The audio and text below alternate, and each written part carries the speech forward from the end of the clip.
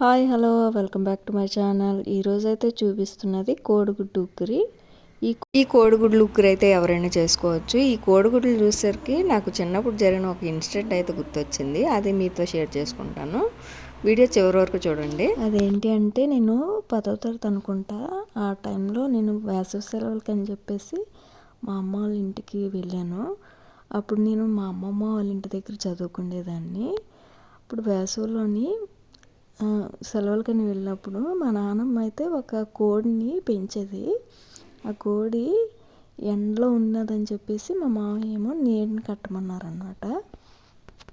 ఆ కోడిని అయితే నేనే తీసుకెళ్ళి నీడని కట్టాను. అది చాలాసేపు ఆ తాడైతే ఊడరాలేదు. నేను ఎక్కువసేపు ఆ తాడుని అలాగా అది నెమ్మదిగా విప్పి నీడని కట్టాను అనమాట. ఆ తర్వాత నేను మా మేనత్త వాళ్ళ ఇంటికి వెళ్ళాను. ఆ పక్క ఊరు అనమాట. దొంగలు ఎత్తుకుపోయారు ఆ కోడిని. మా నాన్నమ్మ ఏమో పాపం ఊరంతా వెతుకుతుంది ఆ కోడి ఎవరో ఎత్తుకుపోయారు అని చెప్పేసి.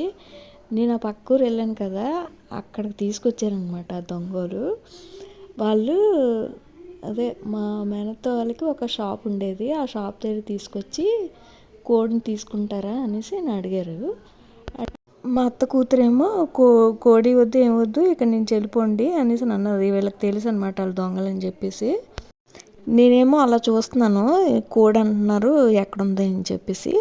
అప్పుడు సంచిలోంచి తీశారు, ఒక తెల్ల పంచి లాంటిది చుట్టేశారనమాట ఆ కోడిని. అప్పుడు అక్కడ ఒక చిన్న చాకు ఉంటే ఇమ్మని అన్నారనమాట వాళ్ళు. చాకు తేయడానికి అనేసి నేను వెళ్ళాను. వెళ్ళి ఆ చాకు ఇచ్చిన తర్వాత ఆ తాడు కోసి అక్కడే పడేశారనమాట.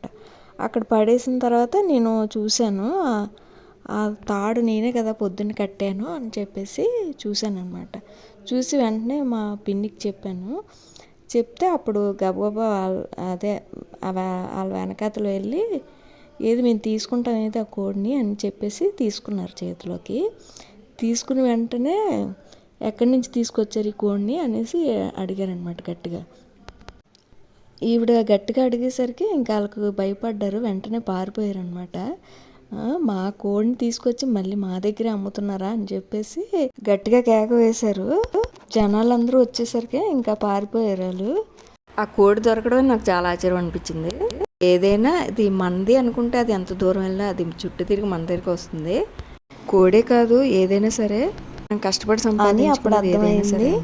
ఈ విషయం తెలియక మా నాన్న పాపం ఊరంతా వెతుకుతూ ఉన్నది చీకటి పడే వరకును. ఈలోగా అప్పుడు కోడిని పట్టుకొని నేను వెళ్ళాను. ఇదైతే చాలా ఫన్నీ అనిపించింది నాకైతే.